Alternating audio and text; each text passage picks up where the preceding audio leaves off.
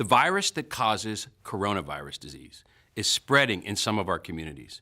This disease, also known as COVID-19, is thought to spread mainly from person to person through respiratory droplets produced when an infected person coughs or sneezes.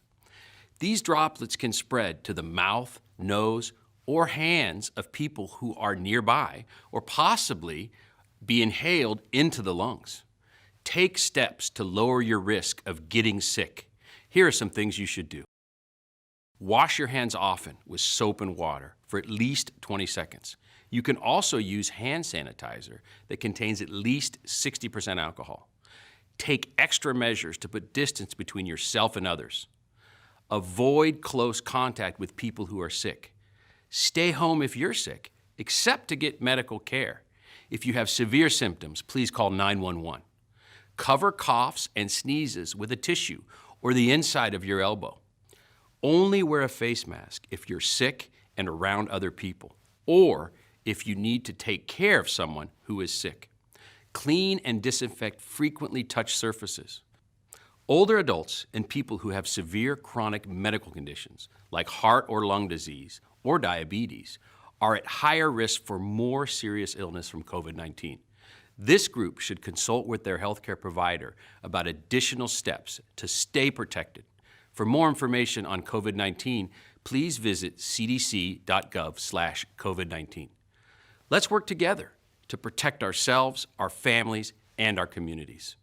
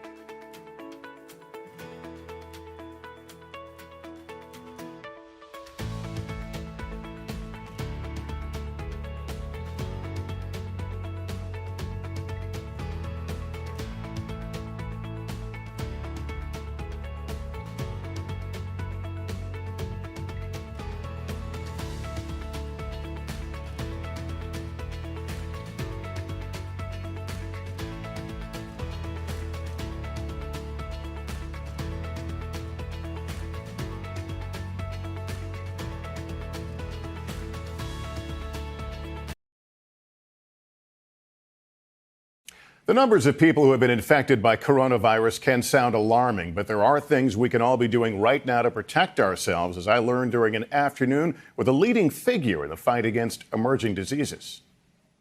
Joseph Fair, a virologist and epidemiologist who's worked on the front lines of the Ebola outbreak in Africa, believes facts may be our best defense against the coronavirus. Let me ask you this. Is COVID-19, as you call it, is it in the air? If I take a deep breath, did I potentially take a deep breath of the virus? Especially not outside. You know, we're sitting in front of nature's greatest disinfectant, which is sunlight.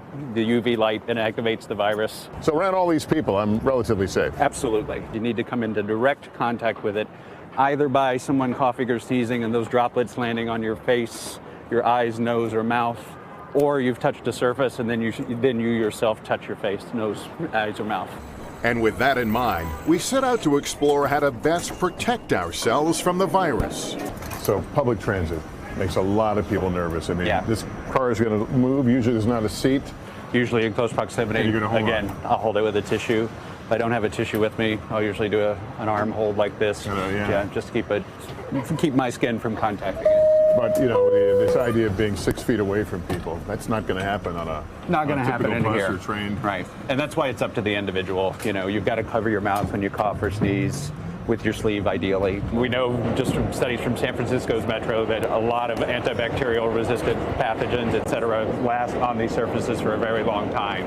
Next, we headed to the office. I think it's probably fair to say millions of Americans work in environments not unlike this, sitting, 6, 7 feet apart. What should we be conscious of and aware at this time?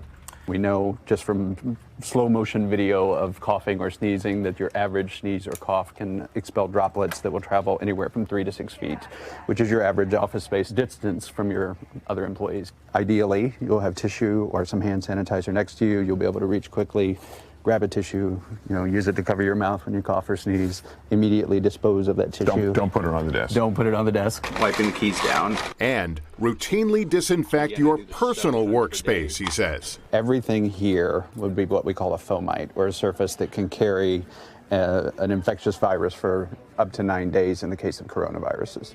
So I sneeze, I wipe my nose, I pick up the phone, it's there. Yes, absolutely, because this is really one of the filthiest areas, and including that cell phone in that, that's really one of your dirtiest areas. So I wipe down everything, all the keys, etc. I'll take my phone, wipe it down. Another helpful tip, create a barrier between yourself and surfaces we commonly touch, like elevator buttons. Tissues are not always going to be with you or practical, so sometimes I always carry a pen myself. Pen. Touch it with the pen. And the most powerful tool to fight coronavirus is soap. Lastly, no more handshakes. We'll leave it with an elbow bump. Sounds good. Want to know where the coronavirus hotspots are? This app for Android phones claims to provide real-time information. But internet researchers say when downloaded, it locks your phone and asks for a ransom in bitcoins to unlock it. The FDA and Federal Trade Commission warned 7 companies to stop claiming that their products, including teas and essential oils, can treat the virus. Now a phone scam claims to take reservations for a vaccine. Pre-booking vaccine for coronavirus health center. A prosecutor in Virginia is helping lead the federal government's effort to crack down. We're worried about seniors because they are a vulnerable population, both to this virus as well as to scams. Among the known scams, fake websites offering to sell medical supplies now in high demand like surgical masks, phony charities seeking donations, offers to invest in companies claiming they can detect or cure the virus, and even calls or emails pretending to be from doctors who claim to be treating a relative and demanding payment. Just don't know that you can commit a more ruthless and evil act right now. His advice, ignore claims of a treatment, there isn't one yet, give only to known charities, and don't fall for someone claiming to be a doctor asking for money.